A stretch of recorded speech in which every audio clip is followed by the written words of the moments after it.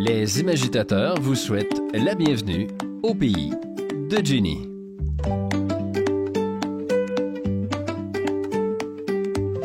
Hello, ici Jenny pour les imagitateurs du JDR. On retrouve ce petit temps d'interview, ou plutôt de discussion, avec des invités de qualité. On reçoit ici des personnes qui ont, elles aussi, imagité à leur façon le jeu de rôle classique. Allez, on embarque. Bienvenue au pays de Jenny.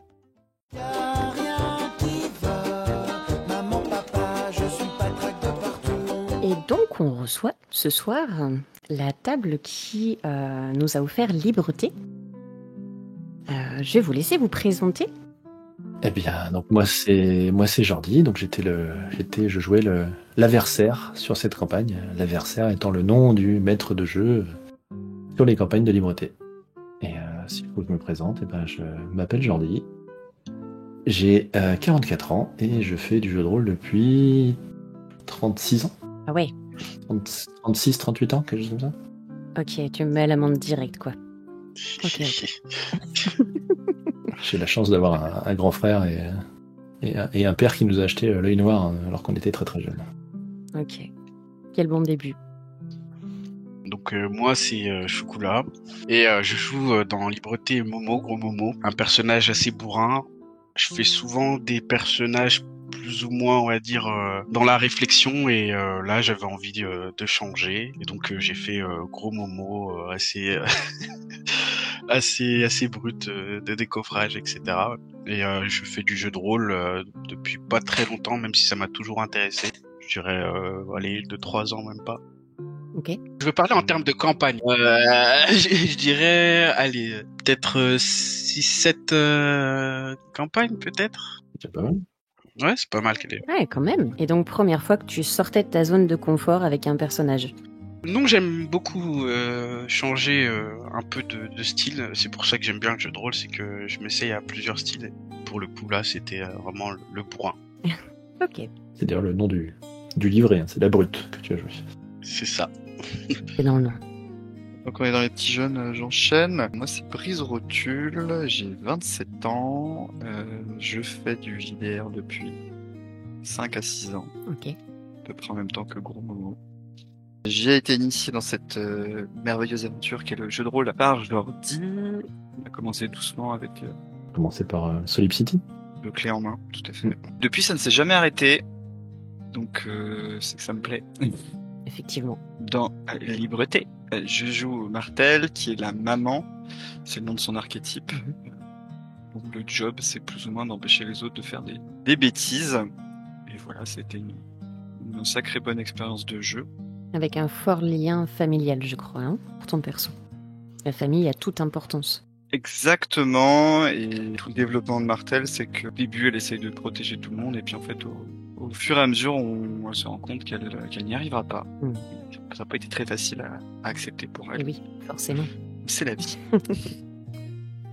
Donc moi c'est Raidé, 40 ans, je fais du jeu de rôle depuis 20 ans, un peu plus que 20 ans. Et sur Libreté, j'ai incarné la princesse Jasmine, princesse qui deviendra même guerrière et peut-être reine. Et autant te dire que je suis bien sorti de ma zone de confort, effectivement. J'imagine. Parce que je ne suis pas une princesse. Pas encore, enfin, je croise les doigts. Le peu que je connais de toi ne me dit pas ça, effectivement. Voilà. Et que dire avec mon personnage ouais, je voulais faire un truc différent. Un personnage plutôt égoïste. Et j'aimais bien le fait qu'elle ait une petite cour autour d'elle. Et j'aimais bien cette idée au tout départ, en tout cas. Donc je m'en suis beaucoup servi. Type de la princesse. Et oui, j'avais pris le livret de la princesse. Ok. Et donc moi je suis Malouin, donc je jouais Pitoun. Pitoun, le petit bout. Et donc moi j'ai 47 ans et ça fait un peu plus d'une trentaine d'années que je fais du jeu de rôle. Et j'ai commencé à jouer avec le frère de Jordi. Ok. Génial. Donc ça fait un petit moment qu'on se connaît effectivement avec Jordi. Une longue histoire. Et on a quelques liens plus ou moins familiaux entre nous, effectivement. Ok. Je me sens vraiment toute petite, hein, parce qu'en fait, moi, ça fait vraiment pas longtemps que je fais du jeu de rôle. Je comptabilise à peine 4 ans, 3 ans et demi. Ah oui. Ouais. C'est très très récent. J'ai fait du jeu de rôle juste à la sortie du confinement, c'est ballot quand même. Je me suis fait chier pendant tout le confinement. Ah oui. C'est bête. Alors, c'est l'occasion de rêver, mais oui, Ça, c'est dommage, ça. Carrément. c'est le moment parfait. Carrément. Je me dis, C'est cool. j'aurais pu passer ces 3 mois à faire quelque chose de bien, quoi. Mm. Mais bon, c'est comme ça. J'imaginais à sortir dehors, la activité. Moi, j'ai découvert le jeu de rôle en ligne pendant le confinement. Avant, je jouais que en vrai. Ah ouais, d'accord. Moi, quasiment, je crois que j'ai commencé avec Jordi justement en ligne. Je crois 2 mois avant le confinement, un truc comme ça. Ok, timing parfait. Toi, t'as tout gagné. C'est ça. Non, mais ça m'a ouvert une porte parce que jouer en vrai, c'est génial, mais il y a des contraintes de temps et de disponibilité de chacun. Là, en ligne, c'était la folie. J'ai découvert un autre monde. Ouais. En tout cas, quand j'ai commencé en ligne, sans m'en rendre compte, je me suis retrouvée avec un agenda plus rempli que celui de mon travail. Ouais, voilà. C'est bien le problème. Ah bah la fréquence possible en ligne rattrape les inconvénients de ne pas jouer effectivement en IRL. T'as raison, parce que les libretés, ça aurait duré beaucoup plus longtemps, peut-être, si on avait joué que en vrai, parce que le temps de se retrouver tous et tout, parce qu'on est tous un peu éparpillés c'est en clair. France en plus. Donc en fait, cette campagne n'aurait jamais pu exister IRL. Oui, on peut le dire. Ouais.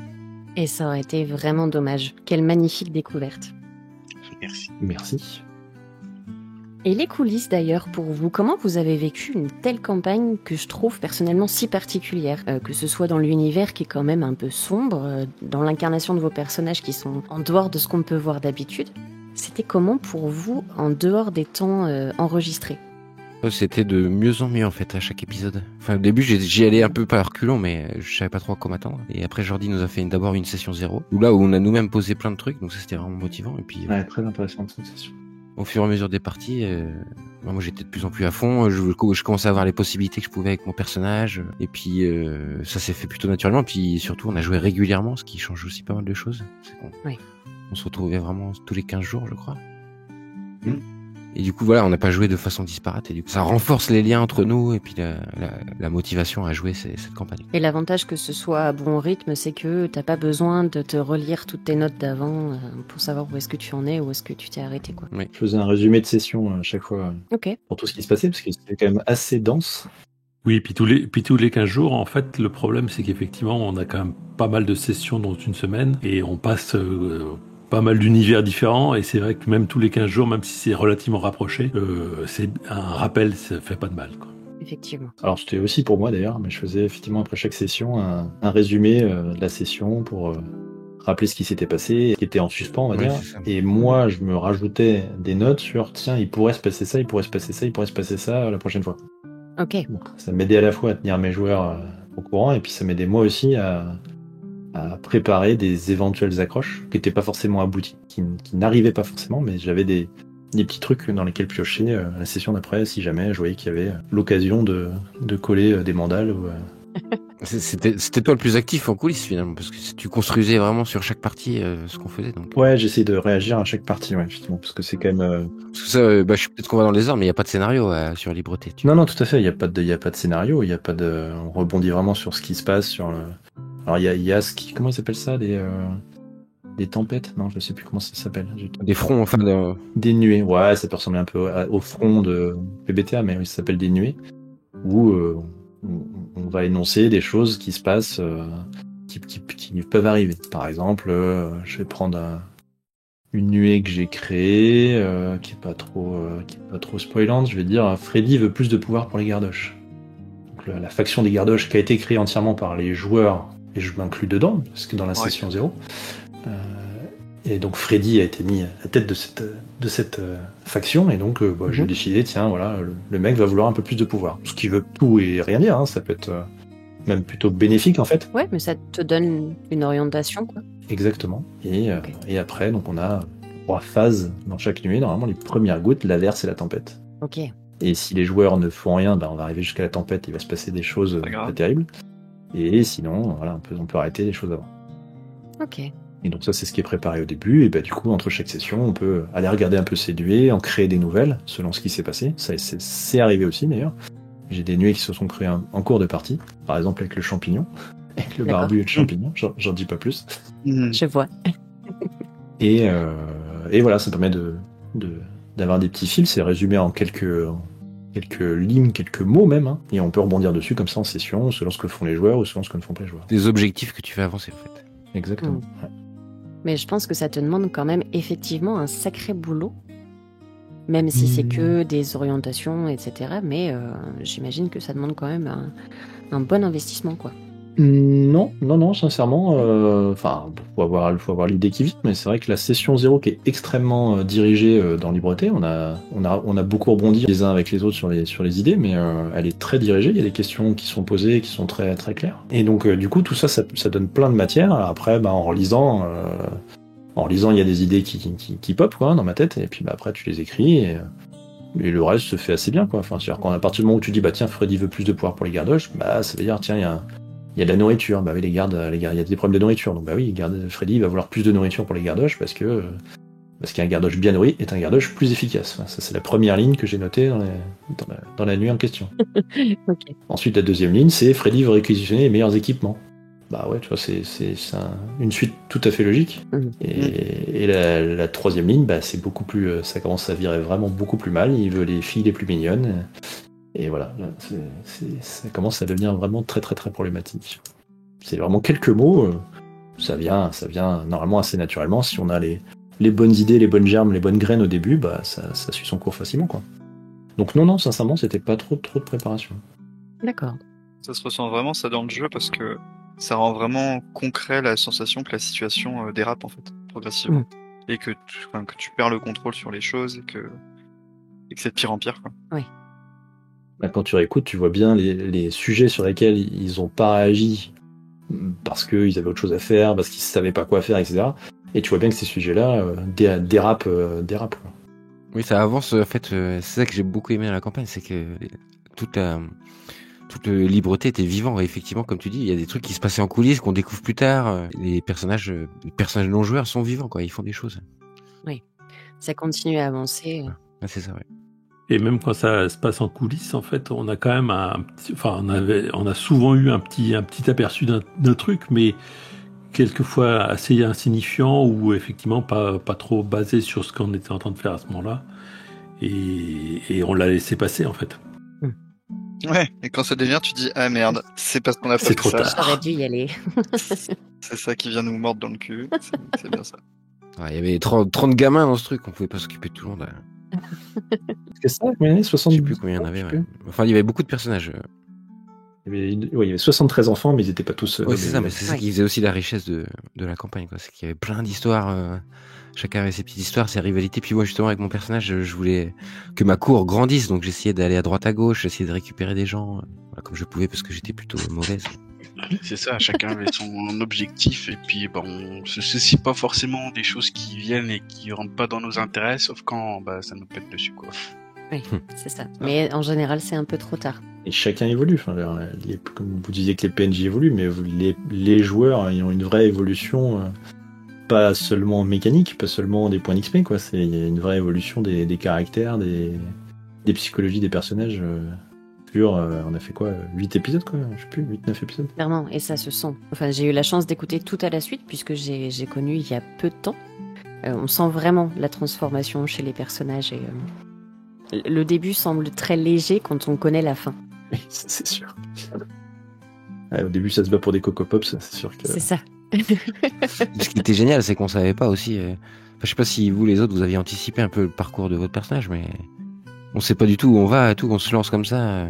On a des petites idées, mais tu vois, moi pour le coup, c'était au début j'avais un objectif et au fur et à mesure que t'avances dans la campagne, il y a un côté humain qui reprend enfin, pas humain, mais je dirais ton objectif se détourne un peu parce que tu commences à apprécier le contexte et tu t'attaches au personnage. Donc et puis c'est aussi à l'image de comment moi j'appréhendais par exemple le jeu de rôle, parce qu'on part quand même dans l'enfance et puis au début moi qui ai l'habitude de jouer sur des donjons, dragons ou des trucs un peu plus on va dire classiques, bah là, on se retrouve dans un personnage un peu enfant et donc tu repars sur l'objectif que tu veux, avoir du pouvoir, etc. Mais à force de s'attacher au personnage, ben tu détournes ça avec le caractère enfantin qui revient et qui reprend le dessus en fait. Et c'est ça que j'ai bien aimé. Et puis ton personnage à toi, Chocolat, il a aussi. Au début, t'es un peu le relou, tu t'embêtes les gamins, tu repousses un peu tous les autres, etc. Et ça change assez vite au final. C'est ça. Pitoun, au début, il est vraiment effrayé par Gros Momo, hein, et en fait, au fur et à mesure, ça se déteint un peu. Oui, il a un gros cœur, Gros Momo, en fait, c'est ça. En fait, c'est ça. C'est avec l'évolution du personnage, tu présentes une sorte de coquille. En fait, tu dis j'ai un objectif. Ça, c'est la coquille, on va dire renforcée. Puis avec la campagne, petit à petit, cette coquille, elle s'effrite et puis on voit la vraie personnalité du personnage. Et ça, c'est pas anticipé pour le coup. Ça se fait avec les actions qui arrivent, avec ce qu'on vit, ce qu'on voit, les personnes qui s'attachent, à laquelle on s'attache et qui leur arrive des trucs. Enfin, voilà, c'est l'évolution pure et dure et c'est ça. Souvent des échecs aussi, ça vient souvent des échecs. Parce que je trouve qu'on échouait souvent. C'était vraiment dur aussi au fur et à mesure des parties. Enfin, on se rend compte qu'on est vraiment faible et que l'environnement est difficile et dangereux et que c'est tout ce qu'on veut, mais Vous êtes clairement pas armé dans ce genre de choses. Pas du tout, ouais. Et ça fait partie du fait qu'on joue des enfants, et ça c'était... Ouais. Bah, tu le dis, Chocolat, c'est vrai que c'est pas évident au début de se dire on va jouer à un enfant. Et justement, magnifique transition, qu'est-ce que ça fait d'incarner un personnage enfant ? On se dit on va pas pouvoir faire ce qu'on a l'habitude de faire, on va être vraiment... Le contexte et du jeu de rôle permet quand même des choses tout en gardant cette vulnérabilité de l'enfance en fait. Et c'est ça qui était bien parce que en fait même les gros personnages ultra bourrins dans d'autres jeux de rôle, ils sont forts mais vulnérables et là on était Et là, on était que vulnérables. Que vulnérables. Oui, on est que vulnérables, mais je veux dire, on avait des moyens avec l'entraide, etc., de s'accrocher comme des enfants feraient, quoi. Ça, je trouve que le jeu de rôle s'adapte bien. Enfin, il a des mécanismes qui permettent en fait de ressentir cette vulnérabilité de l'enfance tout en ayant un peu de pouvoir, quoi. Mais c'était difficile, c'est vrai. Alors au-delà de la vulnérabilité, à l'écoute en tout cas, ce que moi j'ai vraiment ressenti, c'est l'espoir des enfants. Malgré cet univers affreux, malgré tout ce qui est difficile, on a vraiment l'impression d'entendre des enfants qui se projettent et qui pensent que tout est possible au final. Et ça, c'est grâce à votre jeu, bien sûr, et à Jordi, mais vraiment impressionnant. C'est cette sensation de se dire, j'ai vraiment l'impression d'avoir des enfants que je suis en train d'écouter qui me racontent une histoire, quoi. Est-ce qu'il faudrait pas pitcher le jeu rapidement ? Eh bien, avec plaisir. Bah, c'est Jordi qui fait, hein, c'est lui le maître du jeu. Allez. Oui. Le piège. Eh bien, Libreté, le jeu Libreté vous propose de jouer des enfants qui se sont perdus dans la pluie. Ils se baladaient, peut-être avec leurs parents, je ne sais pas, dans une ville, et ils se sont perdus, alors qu'il pleuvait. Et ils se retrouvent dans une espèce de dimension parallèle qui est notre monde, mais la pluie tombe tout le temps. Et il n'y a plus personne, il n'y a plus âme qui vive. Il y a juste Libreté. Libreté, c'est quoi ? C'est une enclave, c'est un repère, c'est un endroit où survivent une poignée d'enfants, enfin quelques dizaines d'enfants. Et le problème, c'est que dans ce monde de la pluie, de l'eau, naît ce qu'on appelle les sirènes, et les sirènes de l'averse. Et les sirènes de l'averse, elles sont méchantes. Les sirènes de l'averse, elles sont des monstres qui veulent manger les enfants, qui veulent les tuer en tout cas. Et du coup, on se retrouve à avoir des enfants qui sont reclus dans cette enclave, dans Libreté, et qui doivent survivre. Et donc pour survivre, il faut de la nourriture, il faut de l'eau, il faut ne pas avoir froid, etc. Et donc on essaye de récupérer des choses, mais surtout il y a au sein de Libreté tout un tas d'autres enfants, donc tout un tas de factions. Et ces enfants, ils vont de 6 à 16 ans. Et ces factions, elles sont un peu comme le monde adulte, mais c'est-à-dire qu'elles ont chacun leurs objectifs, chacune veulent des choses qui ne sont pas forcément en corrélation avec ce que veulent les autres. Et tout ça, ça se percute et il se passe tout un tas d'histoires et d'aventures. Il n'y a pas d'adultes. Et il n'y a pas d'adultes, effectivement. Je voulais rebondir sur ce qui disait avant, sur Sur les enfants, voilà, c'est dur de jouer les enfants. Alors moi, je ne jouais pas d'enfants, enfin, je jouais des PNJ, c'est pas du tout la même chose. Mais justement, je trouve que on voit bien qu'au début, enfin, on voit bien qu'au début, les enfants, ils sont entre eux, donc finalement, cette vulnérabilité, elle se voit moins. Enfin, il y a une certaine vulnérabilité par rapport aux âges. Pitoun, le petit bout, bon bah oui, un peu plus petit que les autres. Mais un gros bobo, c'est un cadre, mais on voit que dès la première rencontre avec les sirènes, c'est là que se joue la vulnérabilité, à la fois pour les personnages, mais je pense aussi pour les joueurs. Enfin, je me rappelle encore des cris de gros momo quand il comprend qu'il se prend 2 blessures d'un coup Oui, c'est ça. avec un coup des sirènes, il se dit ah oui d'accord, d'un seul coup je suis déjà à moitié mort, quoi. Et ça, cette vulnérabilité, bah voilà, elle frappe tout le monde, les personnages et les joueurs qui se rendent compte tout de suite et qui disent ok, face à des sirènes, face à des adultes aussi, je vaux pas tripette, quoi. Ça fait mal. Pas du tout ce qu'on est habitué en jeu de rôle. Et puis c'est dans l'interprétation aussi, mais j'ai trouvé ça difficile quand même. Oui, Même sur la longueur de mettre le curseur quand même, à quel moment. Enfin, moi j'avais toujours l'impression de jouer au-dessus de mon âge, quoi. Enfin, au-dessus de l'âge de mon personnage.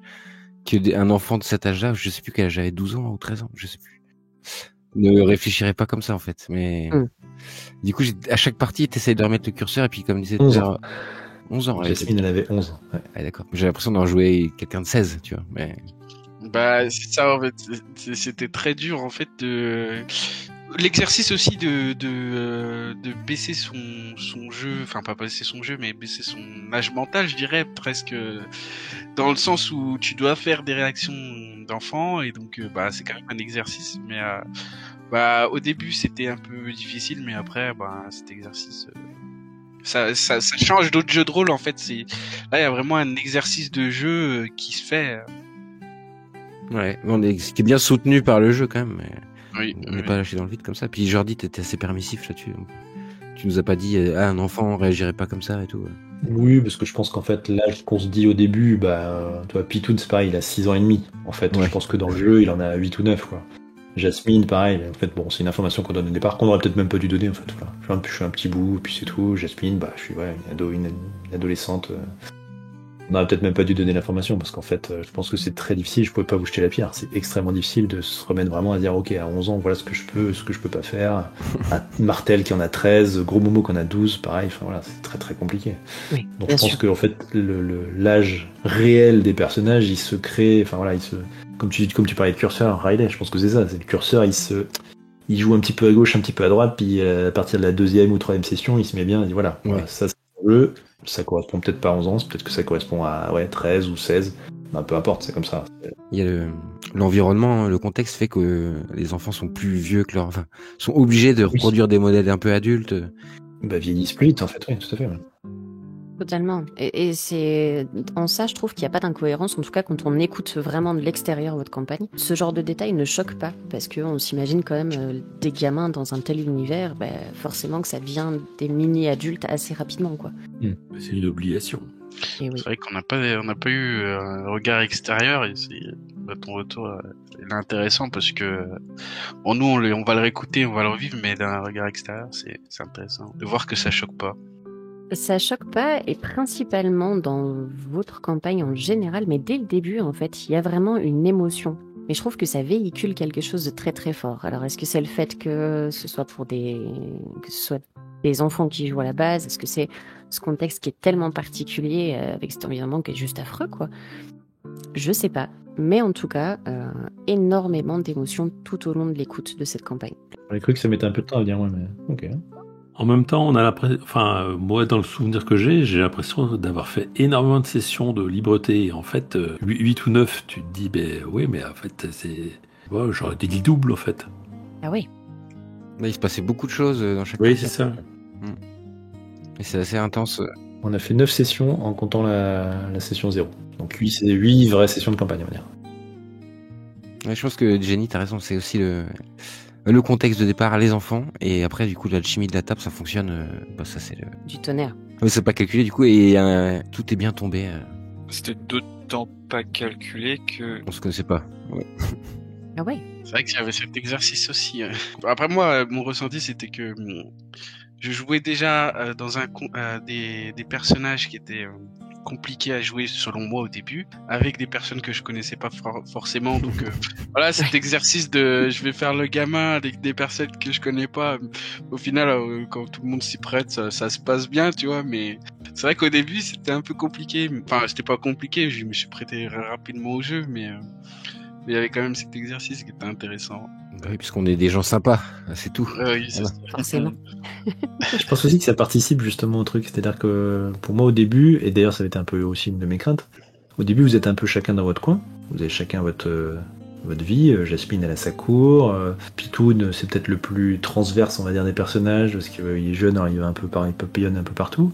Martel a sa cuisine, Gros Momo, bah lui il est chez les ampoules et puis enfin voilà, chacun a son petit truc et pas trop d'interaction au début avec les autres. Et ça c'était ma crainte, je me dis bon, faut quand même qu'ils se réunissent un peu, faut quand même qu'ils soient un peu copains ou au moins voilà, qu'il y ait un groupe, pas forcément super potes, mais voilà, faut qu'ils soient un peu ensemble. Et au final, bah justement le fait que vous connaissiez pas, je pense que ça a participé à ça, que vous soyez un petit peu éloignés mais voilà, ça s'est créé, ça s'est rapproché, et le groupe s'est fait, et je pense que ça participe aussi à la réussite de l'histoire, quelque part. Parce qu'on n'hésitait pas quand même, effectivement, t'as raison, on était chacun dans notre coin, mais on n'hésitait pas à aller dans l'environnement de quelqu'un d'autre. Quand tu nous appelais, tu disais souvent, ah bah toi tu passes par là, par hasard. Ouais, c'est ça. Et tu nous forçais un peu à l'interaction. Ça marchait bien. Puis après, il y a un événement vers le milieu de la série. Il y a une sortie de Libreté. Bah là, du coup, tu trouves un événement qui nous fédère tous autour d'un but commun et tout. C'était bien construit, quoi. Clairement.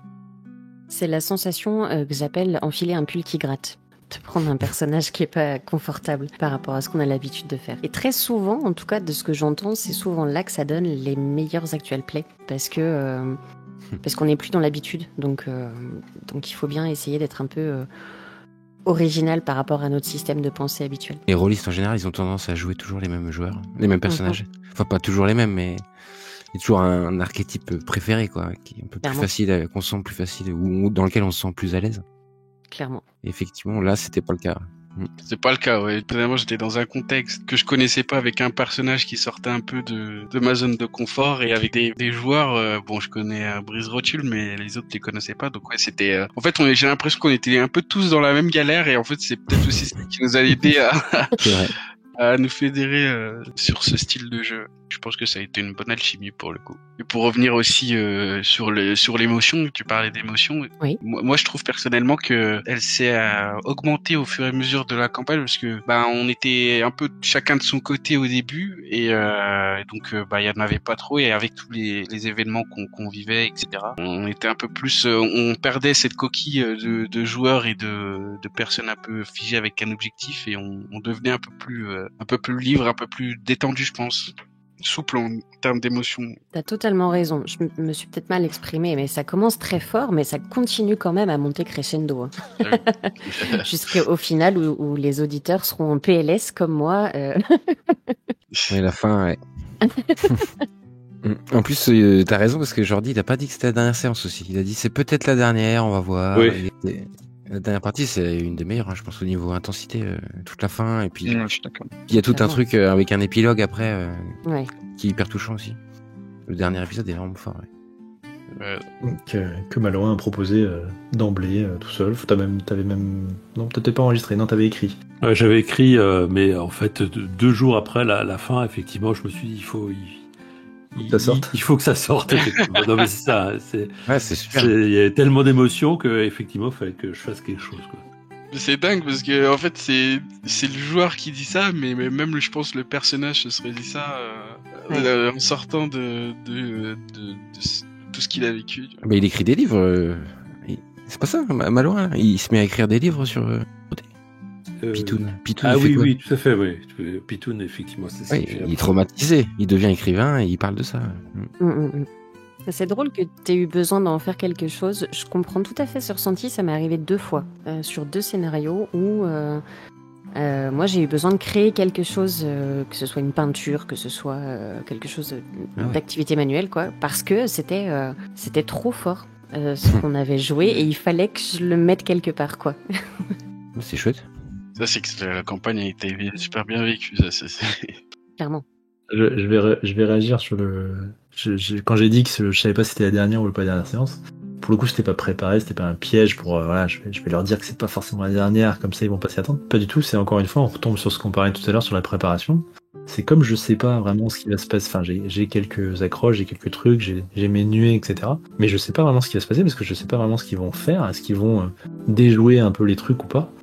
Et du coup, bah, je sais pas en fait ce qui va se passer, je sais pas ce qui va arriver. Oui, tu savais pas plus que si c'était le moment ou pas, quoi.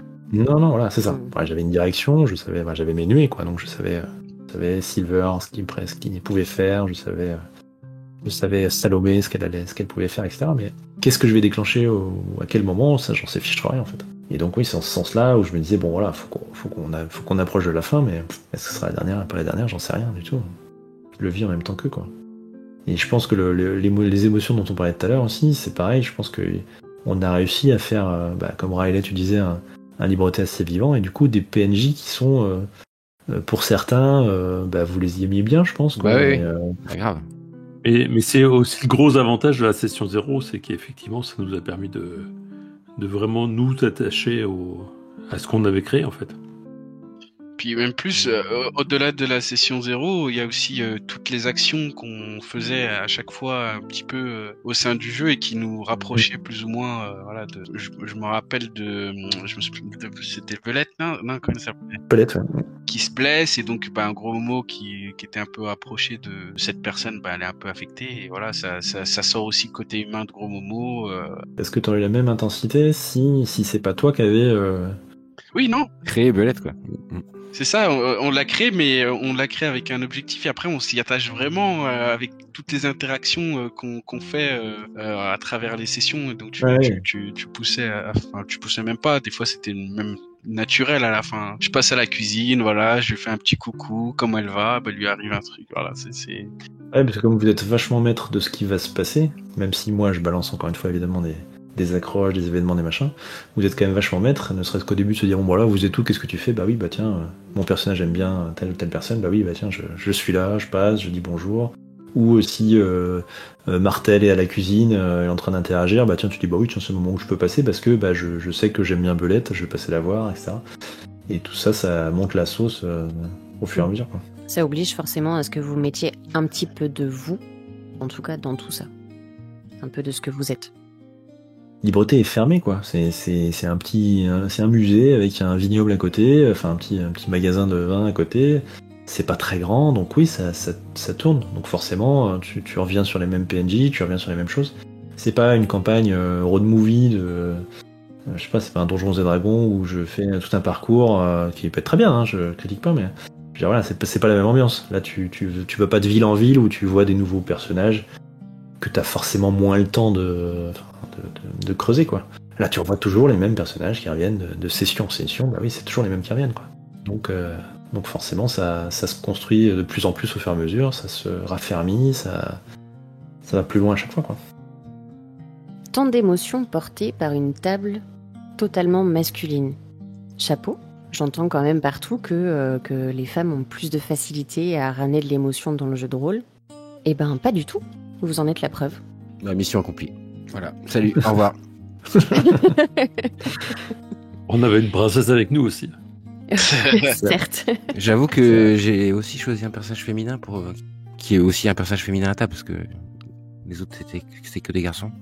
C'est pour ça que j'ai pris Martel aussi, du coup on s'est retrouvés. Ouais, oui, c'est vrai que Martel est une femme, je suis bête. J'ai pas été sympa avec eux, donc j'étais un peu obligé, quoi.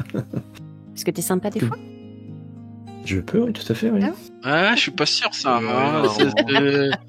Moi, c'est pour ça que j'ai arrêté le jeu de rôle. Traumatisé. Ah oui, c'est traumatisant le libreté, parce que il y a quand même une petite part de vérité parce que dans le libreté il y a quand même un mécanisme de prise de bile qui fait que tu adoptes quand même un côté un peu masochiste où tu en prends plein là-dessus et sur les autres jeux de rôle après tu te dis voilà dans libreté je me serais pris bonbon, tu vois.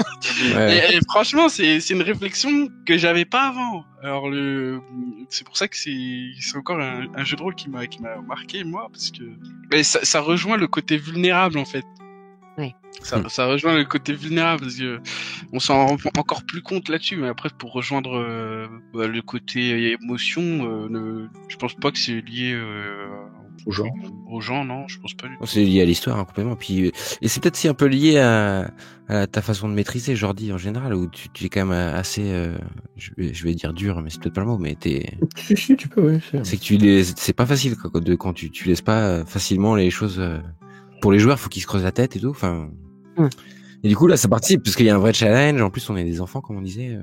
Je me définis moi-même comme un MJ John McClane. J'aime bien que les joueurs s'en sortent, mais enfin John McClane, c'est le personnage de Die Hard, c'est-à-dire qu'il gagne, mais il en prend plein la tronche, quoi. Et c'est vrai que je suis plutôt dans cette tendance-là, effectivement. D'accord.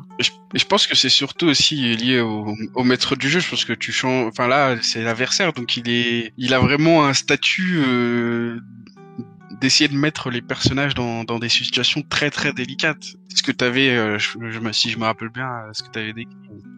Oui, tout à fait. Non, je dois vous en mettre plein la tronche. C'est le jeu. Ça fait partie du contrat du jeu, tout à fait. Par contre, c'est pas écrit dans tous les jeux, Jordi. Il faudrait que tu fasses attention. T'arrives plus à t'arrêter maintenant, c'est ça? C'était déjà avant, je pense. Je trouve que la victoire n'est jamais plus belle que quand elle a été un peu douloureuse, quoi. C'est vrai. Comment dire, c'est un axe principal de ta maîtrise, j'ai envie de dire. Peut-être. Pour moi, par exemple, je vois ça plus comme un réalisateur. Du coup, je peux être gentil, quoi. Je suis même trop gentil, je pense. Je pense que les gens voient plus quand je suis gentil, en fait. Non, effectivement. C'est l'habitude. Est-ce que vous auriez, alors vous êtes tous des joueurs aguerris, mais est-ce que vous auriez des conseils pour des gens qui n'osent pas se lancer et qui sont en train de nous écouter là? Quelques conseils à des joueurs qui n'osent pas y aller? Alors moi, mes conseils seront les suivants. Il faut débuter avec quelque chose dans lequel on se sent à l'aise. Il ne faut pas commencer par... peut-être là où on peut être aguerri, entre guillemets, c'est justement se dire, bon ok, là je peux sortir de ma zone de confort. Commencer par votre zone de confort. Pas commencer par la libreté, du coup. Non, pas commencer par la libreté. Sauf si c'est ça votre zone de confort, après tout, pourquoi pas. C'est être masochiste. Moi je dirais commencer par quelque chose dans lequel on se sent à l'aise, c'est-à-dire on va facilement savoir parler, on va facilement savoir quoi dire dans quelle situation. Si vous passez votre temps à regarder Le Seigneur des Anneaux, et ben voilà, jouez du médiéval fantastique. Si vous préférez Alien, ben voilà, jouez dans l'espace, je sais pas, mais faut je pense quelque chose avec lequel on se sent à l'aise. Et deuxièmement, le deuxième ingrédient obligatoire, c'est de jouer avec des gens bienveillants dès le départ, qui savent. Faut pas se cacher, faut pas ne faire croire qu'on est joueur depuis longtemps, c'est pas un problème. Parce que voilà, on va trouver des gens bienveillants qui vont accepter qu'on puisse peut-être passer 30 secondes à chercher ses mots, et c'est pas grave. Qu'on puisse, et même en tant que MJ d'ailleurs, voilà, pareil, un MJ qui veut se lancer, qui débute, bah c'est pareil, quand il a une table bienveillante, ça se passe bien parce que voilà, on sait que là où j'excuserais moins à Riley de chercher ses notes pour savoir qu'est-ce qu'il y a dans le placard dans lequel je fouille, et ben le MJ qui débute, et ben c'est pas grave, je lui laisse largement ses 30 secondes et 5 minutes, et c'est pas grave. Oui. Faut juste la bienveillance et un univers / un personnage avec lequel on est à l'aise. Et c'est tout. Un autre conseil, moi, il faut comprendre très vite, je pense, qu'on peut tout faire en fait. Tout est possible. Il faut absolument... parce que justement, on sait pas trop quoi faire, quelles compétences utiliser, on sait pas trop. Il faut tout tenter. Enfin, justement, tout est possible dans le jeu de rôle. C'est ça qui est formidable en fait. Et une fois que tu comprends ça, tu peux te lâcher. Et au début, tu peux jouer un personnage qui te ressemble un petit peu et tout, mais au bout d'un moment, tu peux te retrouver à jouer une princesse de 12 ans, quoi. Parce que tu lâches totalement prise, en fait. Il faut se rendre compte que tout est possible. C'est ça qui fait que c'est un loisir incroyable. Moi, un conseil que j'aurais à donner qui va appuyer ce que vient de dire Riley, c'est faut surtout pas avoir honte aussi, parce que je pense que le premier frein d'une personne, selon moi, qui se dit ouais, je veux faire du jeu de rôle mais j'ai un peu peur, c'est le regard des gens et la honte que voilà que ça pourrait apporter, mais pas du tout. On est tous autour d'une même table, il y a pas de jugement, et dans Libreté encore plus, parce que justement on se met dans des situations qui sortent de la zone de confort, et en fait ça fait du bien de lâcher prise, d'avoir de se dire qu'on fait des choses sans être jugé. C'est au contraire quelque chose qui devrait motiver les gens à le faire. Donc n'ayez pas honte, au contraire. Super. Et donc là-dessus, on revient un peu sur ce que disait Jordi tout à l'heure, hein, c'est-à-dire jouer avec des joueurs bienveillants. Et un MJ aussi. Bah oui, par exemple, tout à fait, un MJ qui pense aussi à ça. Par exemple, le tour de parole, quand t'es quelqu'un d'un peu timide et que tu fais ta première partie de jeu de rôle, c'est compliqué de prendre la parole Complètement. et de parler devant les autres. Et puis, en plus, tu vas peut-être interpréter un personnage et tout. Mais si t'as un maître du jeu qui pense, qui a conscience de tout ça, qui te donne la parole, en fait, tout simplement, qui te met en avant, parce qu'il y a des très mauvaises expériences de jeu de rôle, c'est parce qu'ils sont mal tombés, tout simplement. Le maître Oui. du jeu, il avait pas envie de faire d'efforts pour intégrer un nouveau, tu vois. On a tous certainement vécu des expériences pas top, même avec des gens avec lesquels Ouais. on a déjà joué beaucoup et on a fait des bonnes parties, machin, et puis ce jour-là, ça marche pas parce qu'on sait pas, mais... Moi, j'ai un souvenir très précis d'une de mes premières parties à la MJC de Saint-Brieuc. Il y a mon ami Valkan de la JDR Academy qui m'a dit viens et tout. J'avais commencé à jouer 2-3 fois. Il y a des gens, donc j'arrive dans un groupe de gens, ils ont tous 50 plus que moi. Ok. Ils jouent tous ensemble depuis quelques années. Du coup, je me retrouve à leur table. On joue à un jeu, puisque le maître du jeu a inventé tout ça. C'est un truc un peu à la vampire. Et il a été génial, quoi. Il Cool. m'a vraiment mis en avant. Il m'a donné la parole. Les autres qui étaient assis à côté de moi, ils m'expliquaient bien les règles. Ils prenaient le temps. Quand il y avait je réussis un jet de dés sur un tir de pistolet. Et puis là, il me le décrit bien. Il me dit, vas-y, tu veux décrire comment? Enfin, un exemple, il disait, tu penses à un film que tu connais, comment ça se passe et tout. Enfin, Ouais. il était hyper didactique, du coup, c'est une de mes premières expériences qui m'a marqué en bien. Et qui t'a donné envie de continuer pour le coup. Ouais, carrément. Venez à la JDR Academy, on est bienveillant. Il y a un peu de pub. Non, mais t'as raison, parce que ça s'appelle JDR Academy, c'est parce que au début, il y avait que des débutants. Enfin, Les débutants, hein. le but, c'était pas qu'ils apprennent, entre guillemets, à faire du jeu de rôle avec nous. Il faut pas avoir peur de l'échec aussi. Un conseil supplémentaire. Si une fois ça n'a pas marché, soit c'était pas le bon moment, soit c'était pas les bonnes personnes en face, pas le bon jeu, je ne sais pas, peu C'est importe. ça, ouais. Mais faut pas se dire voilà, c'est pas fait pour moi. Non, on peut retenter avec quelqu'un d'autre. Des parties qui tournent mal, il y en a plein, hein, toutes les semaines. Ça nous empêche pas de jouer. C'est clair. On en a tous eu, un truc, même en tant que MJ, tu fais un truc, t'es pas content de ce que t'as fait, non, voilà, t'arrêtes, tu passes à autre chose, et puis voilà. C'est chiant, c'est pas drôle, mais bon, ça veut pas dire qu'il faut s'arrêter pour autant. Clairement. L'avantage de faire des jeux de rôle en ligne aussi, c'est qu'il y a aussi certaines personnes qui peuvent être avoir un peu un frein sur le jugement, alors que des fois, derrière l'ordi, il y a des inconvénients, mais un des avantages, c'est justement d'avoir un peu cette distance et des fois, ça fait du bien pour essayer de s'épanouir sur ce qu'on veut faire sans voir vraiment le regard des gens. Après, je dis ça, c'est pour une personne qui débute, ça peut être un avantage. Effectivement, c'est peut-être moins impressionnant de commencer comme ça. Moi, j'ai fait jouer des joueurs là, le mercredi dernier à Fallout et ils voulaient absolument commencer le jeu de rôle sur table. Ouais. Ils ne voyaient pas commencer en distanciel. Ok. Ouais, marrant. Oui, après, chacun a son approche et sa vision, et justement, il faut pas avoir peur de ça. Et la JDR Academy fait des parties en IRL aussi.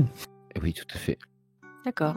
Je pense qu'on est à peu près tous d'accord pour dire que l'IRL, l'IRL, pardon, le in real life, le présentiel, peu importe comment vous l'appelez, on est, je pense, à peu près tous d'accord pour dire que c'est mieux. Oui. L'expérience est encore plus forte, quoi. Oui, c'est ça. Ok, une question toute bête, plutôt Playmobil ou plutôt Lego, puisqu'on parle d'enfance? Lego. Lego. Définitivement. 100% Lego. Il y a des gens qui répondent Playmobil à cette question. Ma femme répond Playmobil, voilà. Ne fais pas de jeu de rôle.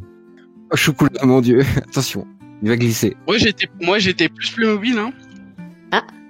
Ouais, là, ça se voit. Ça se voit. Ça explique tout. D'accord. Ça explique la coiffure, surtout. C'est bien de pas être comme tout le monde, t'as raison. Là, pour le coup, j'étais très peu Lego, plus Playmobil avec les cheveux que je perdais tout le temps. Ouais. Tu parles dans la vraie vie, là ou...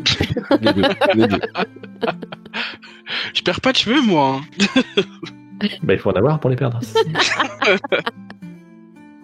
Et toute dernière question pour rester dans le thème. Quel bonbon est-ce que vous seriez? C'est vrai que c'est une question que je me pose quotidiennement. Je me doute. Est-ce qu'on doit répondre nous-mêmes? Moi, je suis une fraise tagada. Ok. Parce que je suis mou à l'intérieur. Oh. Moi, je décrirais Brice Rothschild comme un marshmallow. Ah oui, d'accord. On décrit les autres. Okay. Ceci dit, ça serait peut-être plus facile. Jordi, c'est un bâton de réglisse. Et tu vois, j'allais dire la même chose de chocolat. Mais non, je suis un arlequin, moi. Ah oui, les meilleurs quoi. Voilà. En couleur. Ah ouais, j'aime bien les M&M's hein, alors du coup. Je suis plus M&M's. Ok. Alors, est-ce qu'un M&M c'est un bonbon? Ouais, on va estimer Ah oui. que oui. Tu nous envoie un paquet de chèques après ou... Non. Non, c'est pas ça, merde. Toi, t'es quel bonbon tu nous as pas dit, Jenny? Moi Oui.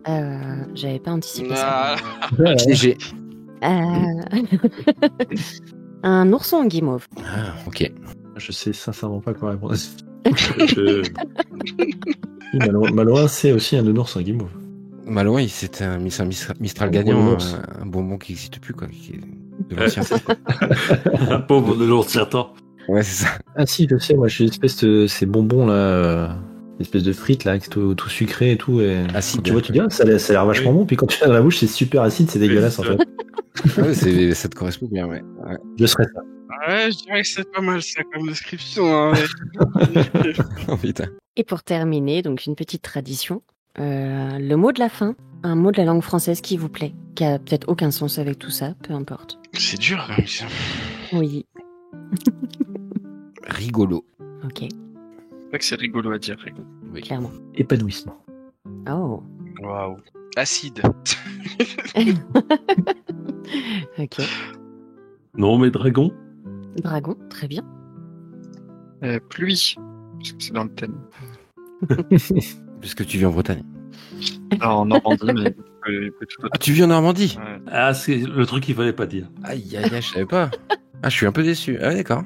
Oh là là. Et il a beaucoup plus ce week-end en Normandie. Partout, oui. De là à dire que ça annonce la suite de Libreté, je ne sais pas. Ah, C'est fait exprès d'ailleurs.